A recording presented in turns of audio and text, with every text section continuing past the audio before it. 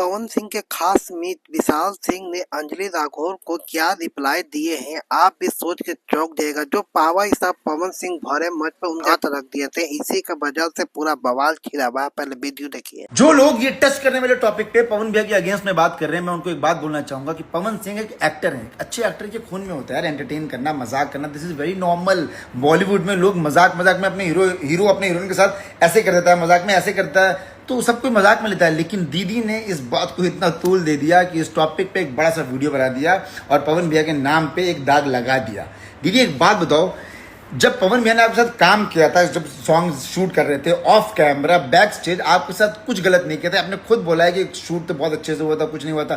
तो जो इंसान ऑफ कैमरा बैक स्टेज आपके साथ कुछ गलत नहीं किया, गलत इंटेंशन से आपको टच नहीं किया, वो इंसान ऑन कैमरा पब्लिकली इतना बड़ा चेहरा आपके साथ गलत कैसे कर सकता है? सोचने वाली बात है।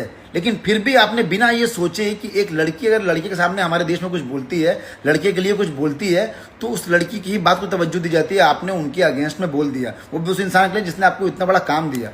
चलिए ठीक है, भगवान है, सब देख रहा है, आपको भी देख रहा है, हमें भी। इन सब विषय में आप लोग के क्या कहना है, कमेंट पर राय जरूर दीजिएगा पावर स्टार पवन सिंह के बारे में।